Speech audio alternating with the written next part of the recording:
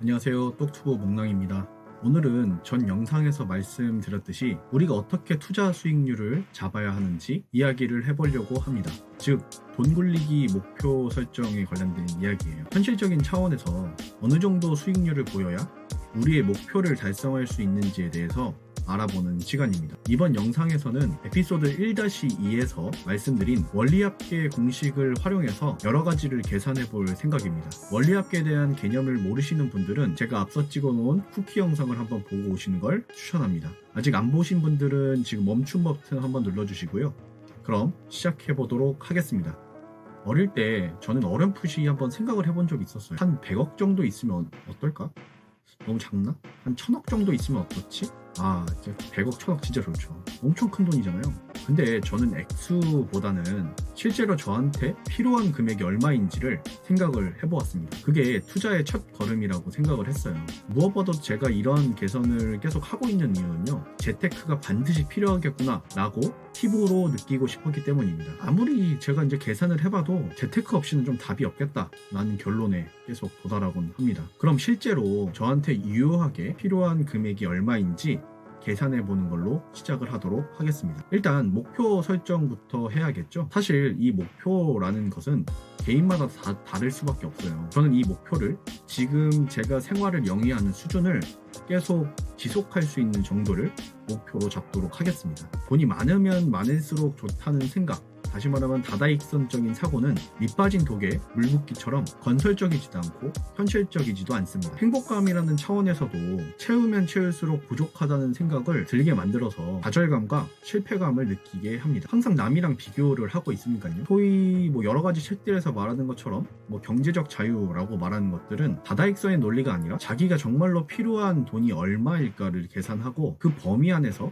재정적인 측면에서의 자유를 누리는 것을 뜻합니다. 그렇기 때문에 우리가 처음부터 해야 되는 행동은 우리가 돈을 지금 어디에 어떻게 쓰는지에 대해서 파악을 하는 것부터 시작을 합니다. 한번 제 사례로 한번 이야기를 해볼까요? 지금 옆에 저기 보이시는 표와 같이 제가 평소에 소비하는 품목, 소비하고 있는 항목에 대해서 한번 나열을 해봤어요.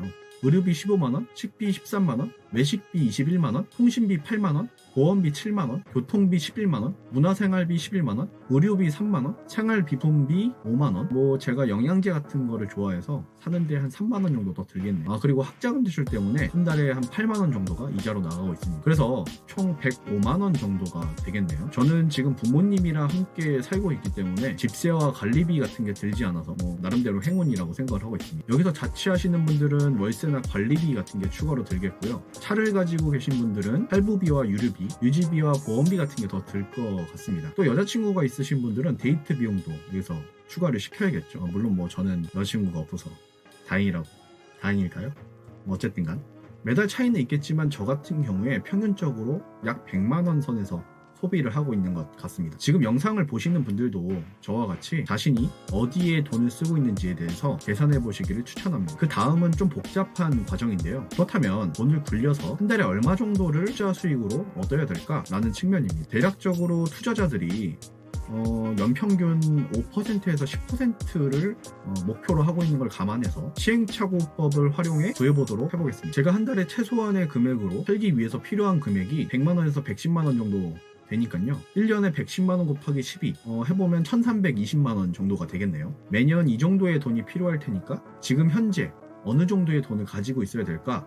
라는 것을 계산해 볼 수 있습니다. 원금을 까먹지 않고 이자로만 살 수 있는 금액이 얼마인지 계산을 해볼 거예요. 제가 필요한 돈 곱하기 투자 수익률은 1320만원, 다시 말하면 이자로 받는 수익이 1320만원이 되어야 합니다. 그래서 투자 수익률이 5%부터 10%까지 제가 필요한 돈이 얼마인지를 계산해 보도록 해보겠습니다. 5%라고 가정하면 2억 6,400만원, 6%라고 가정하면 2억 2천만원, 7%라고 가정하면 1억 8,857만원, 8%라고 가정하면 1억 6,500만원, 9%라고 가정하면 1억 4,666만원, 10%라고 가정하면 1억 3,200만원입니다. 제가 하고 있는 투자들은 연 7.2%에서 9%가량이 되는 투자들을 하고 있는데요. 대략 한 8%라고 잡으면 1억 6,500만원 정도라고 할 수 있겠네요. 이제 이 돈을 모으는 기간에 대해서 한번 생각을 해볼게요. 앞 영상에서 사용했던 그 원리합계 공식을 이용해서 계산을 해볼 텐데요. 한 달에 한 150만 원씩 저축한다고 생각하면 약 7.14년, 7년 정도가 걸리네요. 이거 고등학교, 중고등학교를 다시 다녀도 시간이 남잖아. 진짜 안습이지 않아요? 사실 더 안습인 게 이것도 정확하지 않고 좀 부족하다는 점입니다. 7년 후에는 물가가 또 상승할 거고요. 그래서 실제로는 7년이 넘을 겁니다. 그리고 무엇보다도 제가 결혼하거나 아니면 독립한다면 개인 지출 내역이 지금보다 훨씬 더 다양해지고 더 커질 겁니다. 뭐 애라도 낳는다면은 분유값이니 기저귀값이니 유치원비에 뭐 학원비 뭐 여러 가지 것들로 지금보다는 훨씬 더 많은 소비를 하게 될 겁니다. 이러한 전 때문에 재테크를 하지 않으면 사실상 돈에 계속 치일 수밖에 없을 것 같아요. 그래서 제가 지금 느끼는 행복감을 온전하게 느끼지 못할 거예요, 아마. 이렇게 조금만 계산을 해봐도 답이 없다는 자명적인 결론에 도달합니다. 이거 이외에도 이 과정에는 저는 사실 하지 않았지만 매달 넣는 금액이 이자가 계속 붙어 나가는 것들에 대해서도 계산을 해야 합니다. 뭐 그거에 대한 계산이 일단 고려가 되어 있지 않고 투자 기간 사이에 간극이 없어야 된다. 투자가 끝나면 바로바로 다시 재투자가 이루어져야 된다는 것. 제가 투자한 것이 뭐 연체나 부실이 전혀 없어야 된다는 것. 무엇보다도 꾸준하게 돈을 계속 굴려야 된다는 무서운 가정들이 깔려 있습니다. 아주 정확하진 않지만 일정 부분 수치로나마 자신의 목표와 방향을 간략히 잡는 것에는 이정표가 될 거라고 생각을 합니다. 어느 정도 소비 패턴이 잡히신 분들은 제가 이렇게 계산하는 거에 대해서 한번 해보시면 매우 유의미한 결과를 끌어내실 수 있을 것 같습니다. 그럼 오늘 내용을 5가지로 정리를 해드리면, 첫 번째, 실제로 자기가 쓰는 금액을 파악해보기. 두 번째, 한 달에 최소한 자기가 필요한 금액이 얼마인지 파악하고 이해해보기. 세 번째, 목표 수익률을 고려해서 매달 얼마큼의 돈이 필요한지 계산해보기. 네 번째, 이렇게 돈을 굴린다면 그 돈을 모으기 위해서 얼마큼의 시간이 걸릴지 계산해보기. 다섯 번째, 노답인 것을 피부로 체감하기. 이렇게 5가지로 생각을 해보실 수 있습니다. 한번 저처럼 계산을 해보시고 현실적으로 얼마의 돈이 필요한지, 자기가 지금 영위하고 있는 생활을 하기 위해서 그렇다면 우리가 돈이 얼마나 필요할지 계획을 세워보시는 것들을 추천합니다. 진짜 재테크를 안 하면 답이 없어요.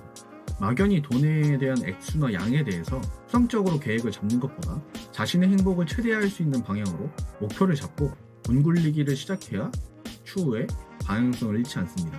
그래서 구체적인 재테크 방법에 대해서 논하기 전에 이러한 주제로 이제 영상을 찍어가는 것들이 매우 필요하다고 생각을 했습니다. 일단 뼈부터 잡고 살을 채워 넣는 방식으로 영상을 찍어 올리고 싶습니다. 그럼 오늘 영상도 끝까지 봐주셔서 감사하고요. 다음 영상에는 제가 이런 목표 달성을 위해서 이제 원칙이 필요하잖아요. 이런 투자에 관해서 같이 공부하는 친구하고 고민하면서 만들었던 저만의 각종 투자 원칙에 대해서 이야기를 해보는 것으로 다음 영상 찾아뵙도록 하겠습니다. 그럼 다음 시간에 보도록 할게요. 안녕.